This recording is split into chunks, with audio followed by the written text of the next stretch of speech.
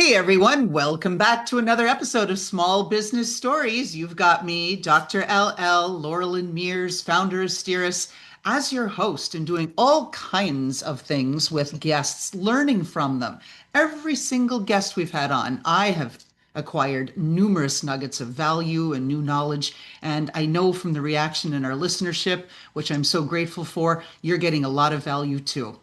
Today's guest is Michelle Pollack. She is the founder of Michelle Pollack Leadership. She works with small businesses, the owners, right? We all think we're doing everything right on paper, but then we're exhausted, right? It's the kind of exhaustion that sleep won't fix because we're leading in ways that don't actually fit who we are and what we need to do in this new era.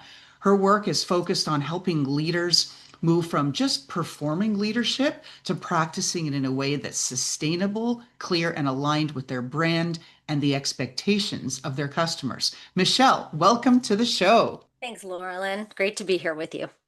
Well, let's cue it up, right? Because the whole thing's about how misaligned leadership creates this exhaustion, indecision, the self doubt. What's going on out there in the world? What are you seeing? Well, the biggest thing that I see is that there are so many people telling us what we need to do to get to a certain place. And especially for small business owners, the tendency is to kind of follow blindly. When somebody has had the kind of success that you want to have, it's really easy to say, okay, I'm going to jump on that ladder and I'm going to follow the rungs that they followed so that I can get where I want to go. But what happens in the process of doing that is that often we're so focused on where we want to go that we miss where we are and what's actually happening around us and being intentional with where we're putting our time and energy in alliance with what we want our outcomes to be, not what we feel like they should be based on what society has told us or what we think other people are going to think about us, right? So it ends up being a lot of productivity and I'm doing. But are you doing the things that are going to get you the business that you want to have? Ah, cheers to that. I am one of the best bits of advice that I've had, and it sticks with me when I started on this journey with Steeris was Laurelyn, you're going to need to develop a discernment filter as soon as you can because you're going to be bombarded by so many ideas. Do this, do that. Like it gets in your head, and then you start to doubt yourself. Should I do this? Well, they did that, but that's conflicting advice from this or how this feels. And we get trapped inside our heads, right? That's right. That's right. Um, well, yes. I mean, the brain is not our friend. Our brains can really screw with us because we think that it's our head and it's telling us what we need to do, and that's the truth. But the fact of the matter is, our brains are wired to keep us alive and safe and secure. And oftentimes, that's actually not in accordance with going in the direction we want to go. And so, it is about discerning whether or not the thoughts that you're having are actually going to support you in getting what you actually want to get for your life. But that's where people need to start. The biggest thing that I see with people that come to me is I ask everybody the same question when we first start.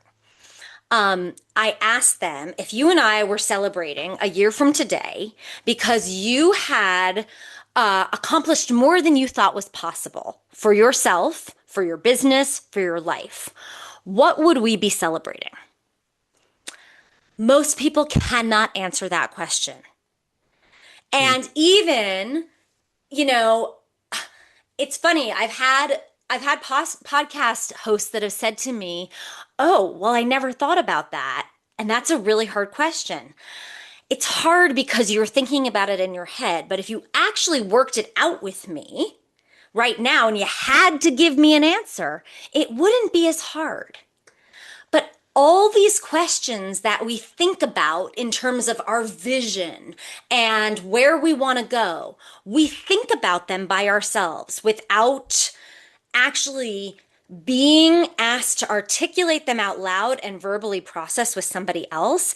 And so we don't actually do that work to help us know what it is that we truly want for ourselves. Oh, that's about it. Now, in your public appearances, some other podcasts, and some of your Mhm, social media presence, you've talked about this concept that I opened with as far as people are performing mhm, leadership, right? mhm, Rather than practicing it. So, mhm. how do we know what performance is versus what practice is?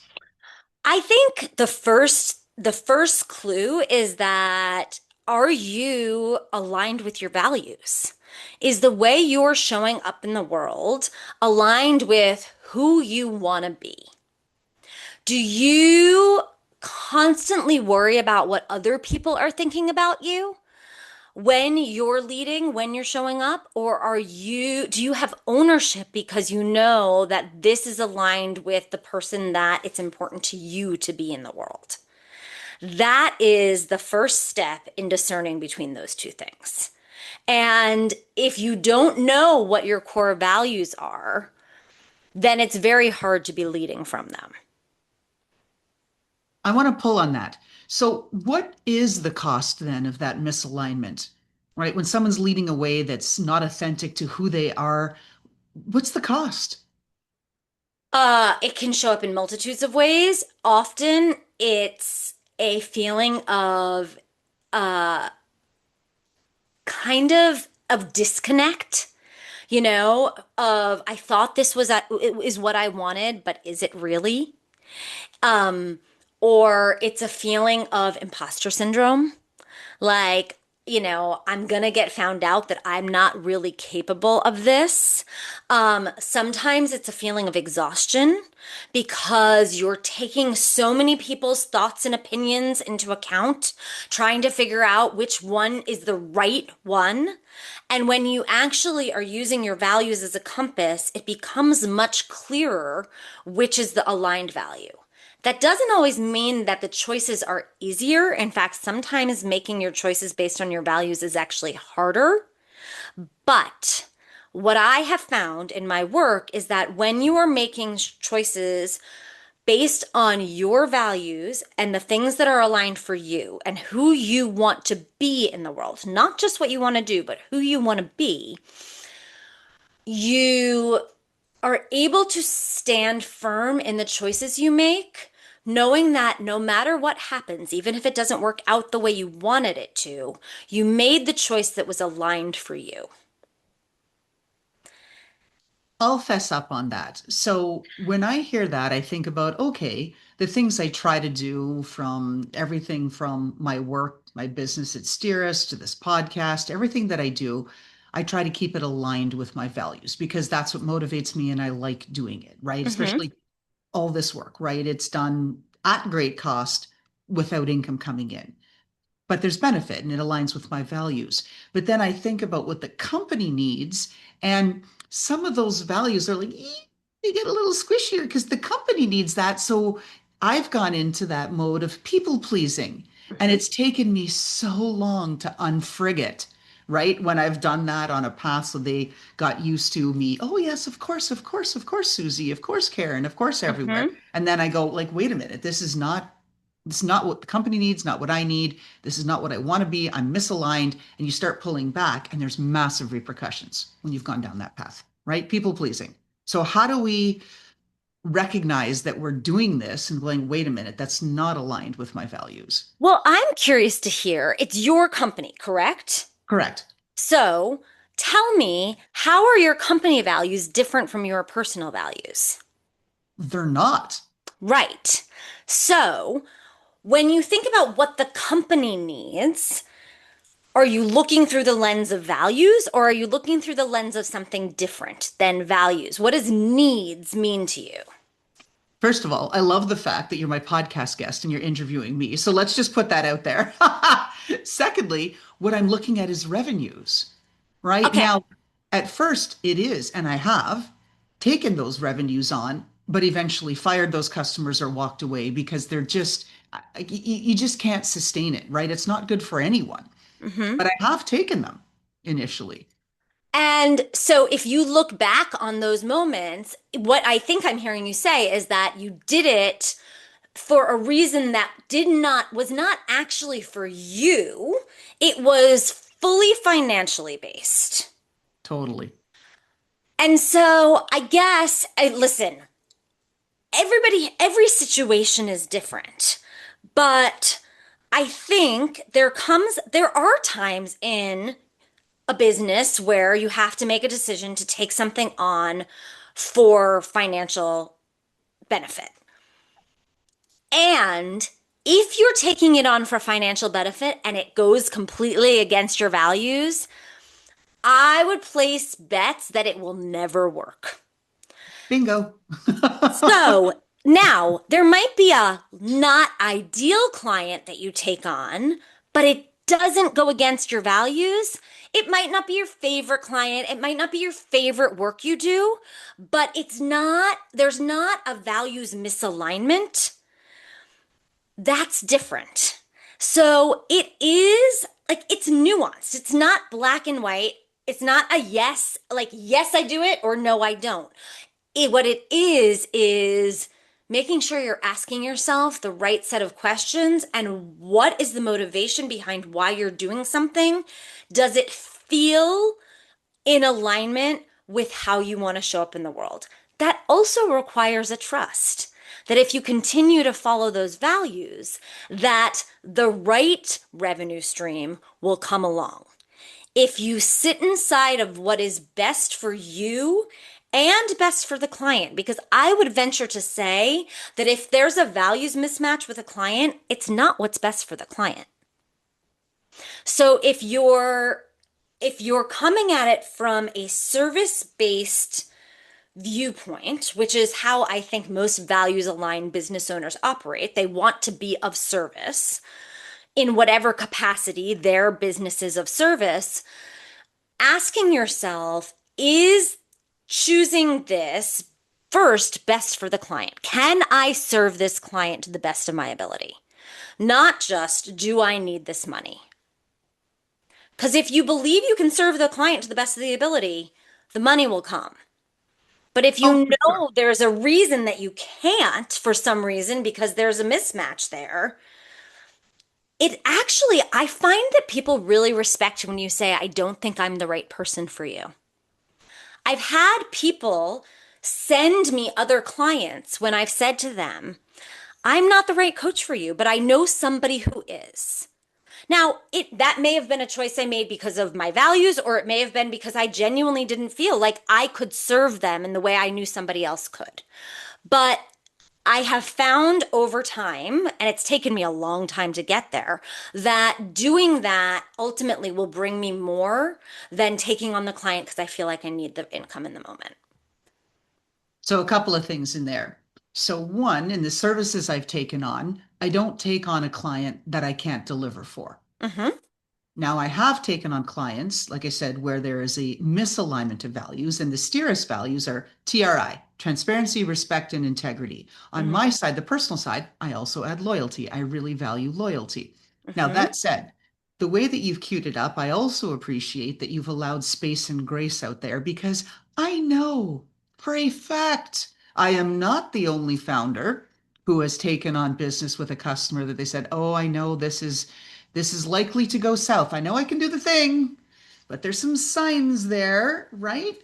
But we do it anyway. And then we learn and we look back and go, "Oh, never again." Right? Yep. But I'm curious, you mentioned people pleasing in there. So Yes. were you taking on those clients because you felt that you didn't want to let them down in some way? What was the people pleasing aspect for you?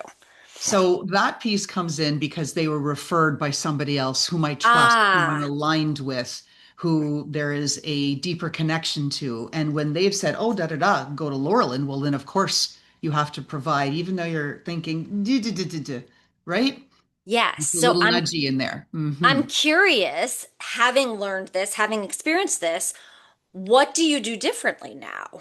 When somebody comes to you that's a referral, but it feel like it's necessarily going to be a great working experience. Because I have put in very firm boundaries, Mhm. like everybody else by this age, right? I'm not 20 anymore. I'm Gen Yeah. X, but I identify as Gen Z. That said, I am not 20 or 25, right? And so gone through a bunch of things, especially on the personal level, that have just ripped me apart. And I'm like, I'm not doing this. Yeah. Nothing is worth that. And going Yeah. down those holes. So it becomes very clear up front. I'm sorry, this just really isn't going to work out. And same as you say, I do know blah, blah, so and so, or this or that might be a good suggestion for you. Happy to make an introduction. Yeah. What would you like me to do? Yeah. Right. It's Great. just, it's simple. Like I've taken I guess the net is I've taken the emotion out of that part of the people pleasing and Mhm. really looked at it in a structured and systematic way, which is anchored in values, systems, process, like can it be delivered, timelines, load, all these things rather than an emotional or like, oh, kind of position. Plus, I'm in a different financial position. So I think that Of also course. allows a little more latitude, right? The really interesting thing that you said was when you brought up boundaries, I believe that boundaries are directly tied to values. I think that Yes. our values allow us to see where boundaries will serve us in protecting those core values. So when you're truly values aligned, it becomes easier to create those boundaries, right? And Sure. Melissa Urban, who is the founder of Whole 30, I was going to say Whole 40. I clearly haven't done it, but she wrote the Book of Boundaries. And her definition of boundaries to me is the most accessible, brilliant definition that there is because so many people think of boundaries as like a hard stop and it has to be, it's throwing down. And her definition, and I'm going to totally, totally slaughter it, but I'm going to give you the general gist, is that boundaries are, she doesn't say rules or restrictions, but you get the idea that we create to keep ourselves and our relationships safe and healthy.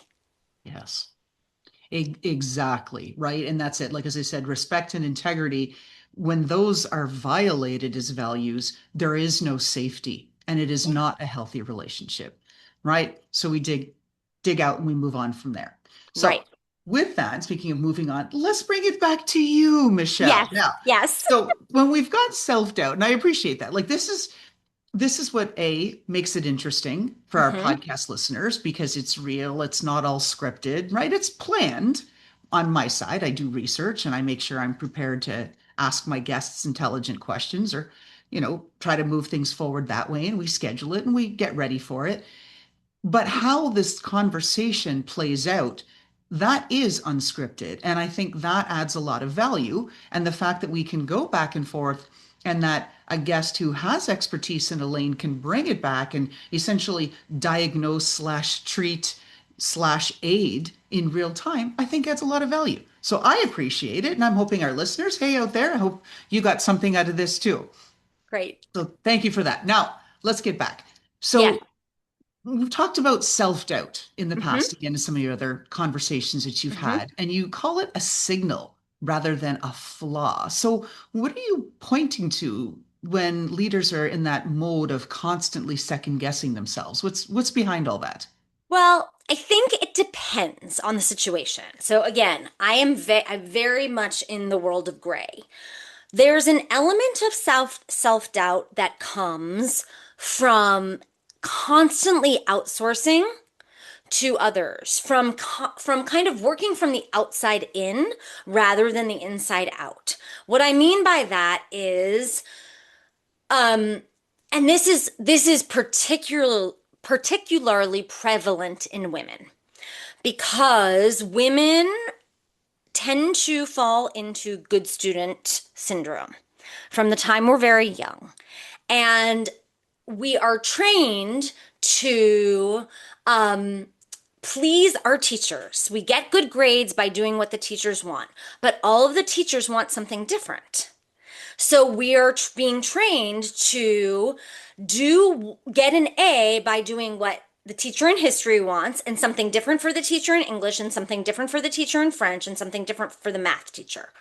Rather than And so when we go out into the real world, we're looking outside of ourselves for what somebody else is going to be pleased by, what somebody else thinks is good work. And that tends to have us second guess, question ourselves, wonder if we actually know how to do it. So there's that over here. Now, there's another time that self doubt comes up and that is about, let me go back to that for 1 second and say that's about learning to work with our brain and the thoughts in our brain. Because as I said earlier, they're not all the truth. And it's learning to recognize where we're telling ourselves stories and creating beliefs that then create our actions in the world that are actually not serving us. And discerning between, okay, what am I making up and what's actually the fact here? So that's something you can learn. On the other side of things, I believe that when we are actually leveling up in our lives or in our careers, in any aspect, the self-doubt is a signal that you're on the right track.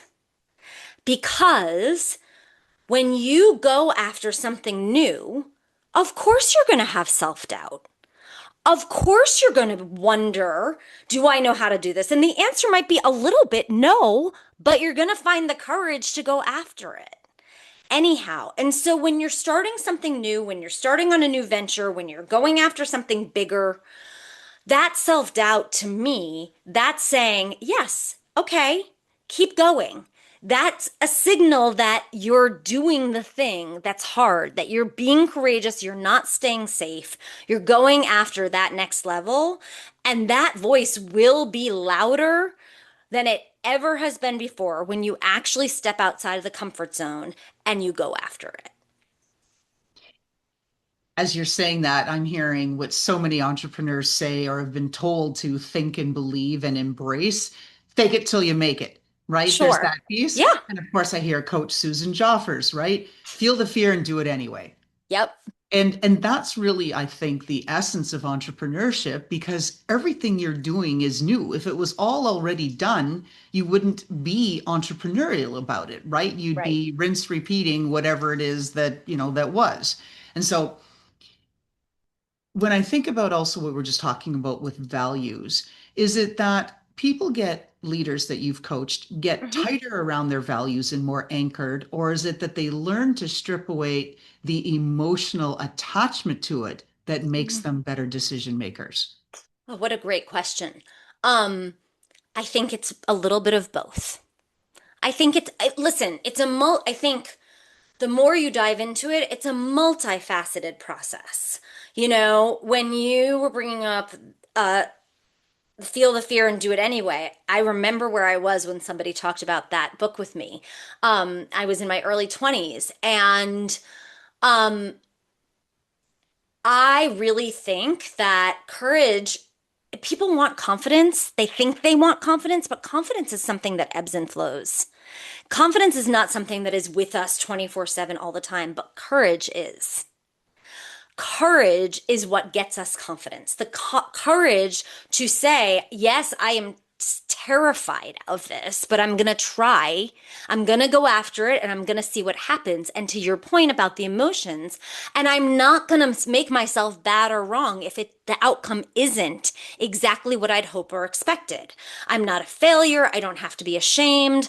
And I liken those things to being like a scientist and having a science experiment. Because when a scientist is doing an experiment, they're not attaching emotion to the outcome, they're attaching data. And so if we can look at these things like experiments and be able to say, okay, this worked, this didn't.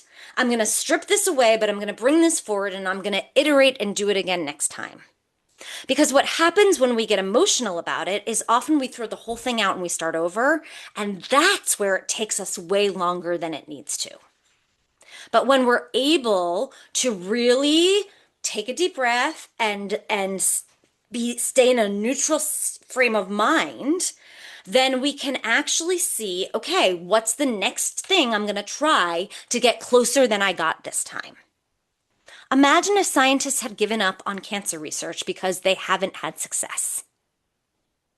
Right. No, perish the thought, right? As a Right. cancer survivor and as a PhD scientist who has Okay. toiled at the lab bench for an ungodly number of years, failed, I couldn't even count them, the number of times. But then you learn that through that discipline, that data and logic, that, okay, this is what happened and this is why it happened.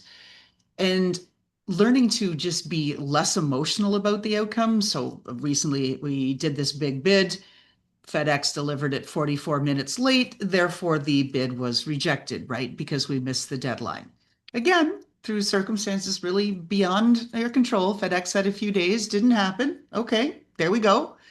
And one of my business partners was like, oh my God, like, aren't you bawling? Like, how can you deal? And I'm like, you know, we look at this and we think, all right, what are we not going to do next time? Yeah. Because what's done is done and cannot be undone, right? Is Mhm. what I like to think. It was an ungodly cost. And I'm thinking, thank God I had that 25% coupon because it was only $345, right?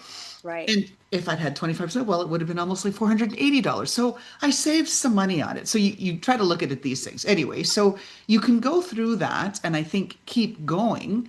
But at some point, if you just keep pushing through a misalignment and you're just that trudging, you're going to realize that your business is no longer sustainable. And what signs do you see from the leaders that you coach when they're approaching that level of tension and misalignment and potential for failure? Well, you know, I think to your point, there's generally, I mean, there's so many different facets of the question that you just asked. So let me first speak to the misalignment.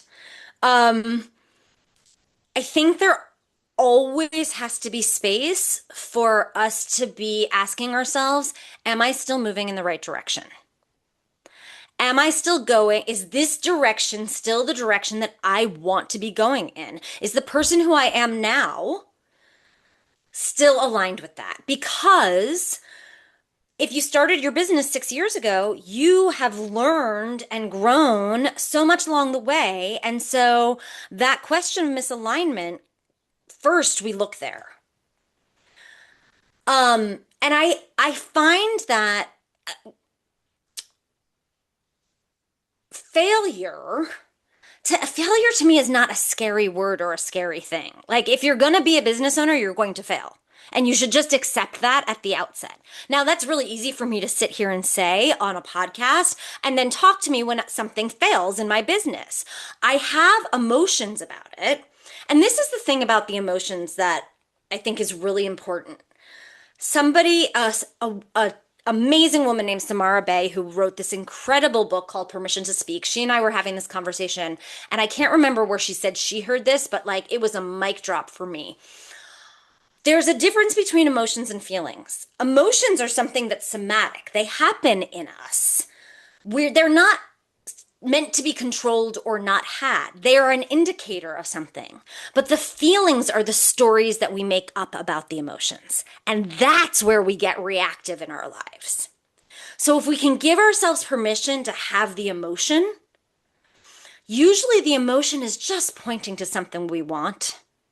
There's just a desire there, whether it's frustration or envy or sadness or anger. There is a desire underneath that for something. And if we can look at that, it actually points us in the right direction. But when we start to create a story about it because we hate feeling that emotion so much, then that's where we tend to go off the rails. So that's where I tend to look with the people that I work with when it starts to get into a little bit of the messiness and the whatever those challenging emotions are. But here's the really interesting thing is that I find a lot of the people I work with, they want to avoid those emotions. They've spent their entire lives trying to avoid those emotions. I mean, I am also Gen X, and we lived in a time where, like, you want to be happy and joyful, right? Like, don't you're okay when we fell down, as opposed to when my kids were little, they're not little anymore, but when my kids were little, I would say, I was taught to say to them, are you okay? And I didn't go, but I also didn't tell them that they were okay if they were crying, right? So there was permission to have that feeling, but we didn't have that. And so, for so many of my clients, part of what I work through with them is the anxiety that comes up around the fear of the feeling that might happen if the failure comes. Did you follow what I just Yeah, said? yeah, there's a lot of things that have to happen. That's quite the ripple effect until you ultimately get to the place where you go exploding head emoji and go, ah, Yes. right? But when they actually give themselves permission, like it's okay to feel sad and to be in that for a minute, the anxiety doesn't come and they get through the whole process so much faster than they do when they're doing everything they can to avoid the potential of that emotion. So, I mean, I just threw out a lot of different things, but that's the thing. It's all a part of it. And for different people, some people don't have second guessing. Some people don't have imposter syndrome. Some people don't have problems feeling their emotions. Some people don't know exactly what their values are, right? But they can't read the label from inside the jar. So they don't know how to get from where they are to where they want to be because they can't see it for themselves. It's very particular to each individual client where we're going with the work we're going. But all of these things we've mentioned are a part of I pull in and grab and choose from my bag of tricks depending on what the person is dealing with. So you said a lot in that. Let's chunk it down for our Okay. listeners who need the TLDR, I'm distracted, I'm driving, people are cutting me off, and all these sorts of things, right? Or wherever they're listening to their podcast. Number one, as a leader, you're feeling this exhaustion. What is that one number one question you should ask yourself? When you're feeling that exhaustion, the number one question I start with is, what do I really want right now? What do I really want? And what do I need? Are they the same? And sometimes what you want is more important, and sometimes what you need is more important. But looking at both of those things to ask, what's underneath this that what's exhausting me? What is the thing that I'm going for that I'm not getting? And are you saying that it's okay to have an ugly cry in the shower, Michelle? Are we allowed to do I that? for sure am saying that. Yes. Yes, 100%. Yeah, well, yeah. Also, by the way, the number one thing really I'd say when you're exhausted is let yourself stop working for a second so you can take a second to be a human being. Yeah. We push through that exhaustion so much of the time. So forget everything I said. But actually give yourself permission to take a beat. Oh, yeah. I got to that place after COVID the fifth time a month or so ago, worked through that, this big bid, couple other bit, and I'm just like, I can't. I can't do Yeah. this. Right. And Yeah. you need to take that space. It wasn't a big break, but it was a break. And it just helped enormously because I knew I wasn't whole and you're not in a good place. And if you can't be there, how can you be there for anybody, your family, your clients, your business? You just can't. Right. So That's take right. that pause. So, Michelle, where can people get a hold of you, find you online? Where do we look? My website is the best place to find me. Um, it's michellepollack.com. And there's a few different interesting resources that you can find on there. I have a leadership assessment. I have a guide to say no, well, because so many people say yes when they really want to say no. And I've got some great articles in my blog. So that's probably the best place to connect with me and also on LinkedIn. Excellent. Now, our last question, signature Yes. question of the Yes. show. So, if we got to look in that closet of yours and there was some footwear that represented you, Michelle Pollack, what Uh-huh. are we looking at and why are those shoes, boots, whatever they are, just so you? Um, I have a pair of shoes. that they might be considered vintage now. But they are red, like a red strappy heel. Um, and they are the shoes that when I first started doing this work, when I put them on, I was able to have that ownership that we talked about at the beginning of our conversation. They kind of helped me to step into my full self. And so that's my answer to that question. Much like Dorothy in The Wizard of Oz, right? Yep, There's no place like home. Click, click, click, right? A few times. exactly. All right, Michelle, with that, it's a wrap. Thank you so much for being on our show today, and we wish you continued success with your business and helping leaders get aligned with their values and doing what they're supposed to do. Thank you, Th- Michelle. Thank you. It's been a pleasure.